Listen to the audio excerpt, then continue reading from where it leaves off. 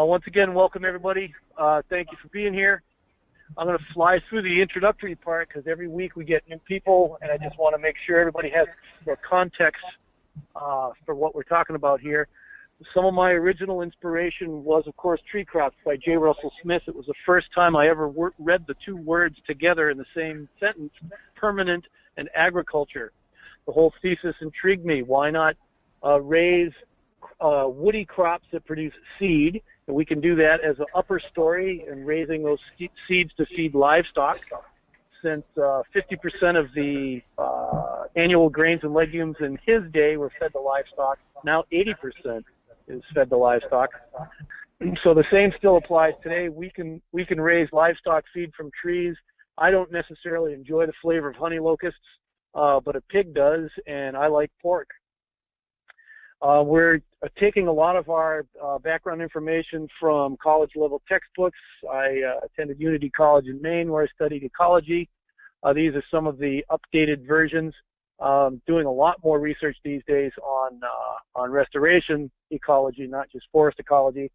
And then, of course, I can't give any presentation. I just think this way now. I can't give any presentation without thinking about permaculture design. Is we are human beings and we are designing ecological systems. We are designing human habitats, which includes the biological, it includes the built environment, it includes the social structures, the economic structures behind it. And as Uncle Bill himself, he's the man who signed my diploma. I follow his outline when I'm teaching permaculture. That's why I'm not calling this a permaculture course, because I'm teaching forest ecology, but I'm doing it through the lens of permaculture design. Everything I do, I'm thinking about designing habitats, because after all, the aim is to create systems that are ecologically sound and economically profitable. And think about those two phrases right there: economically sound, ecologically profitable. That's ecolonomics. Wow, have anybody ever heard of that word before? Wow, I like it. I muted myself, but I had to throw, yeah, wow. Thank you, Mark.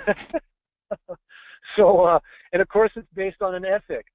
I always act out of care for the earth and care for people. And how we do this is we have to do it in such a way that somehow goods and services, materials are exchanged fairly.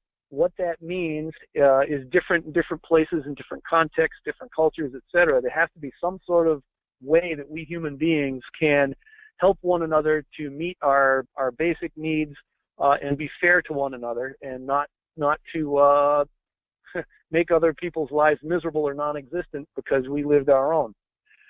Permaculture is unfolded on the planet through a set of principles, and one of the first expositions of the principles are set out by David Holmgren here.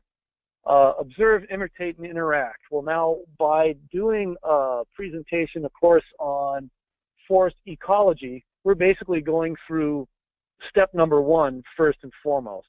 If we are going to observe nature, imitate it, and interact with it, we have to understand a little bit of how that works.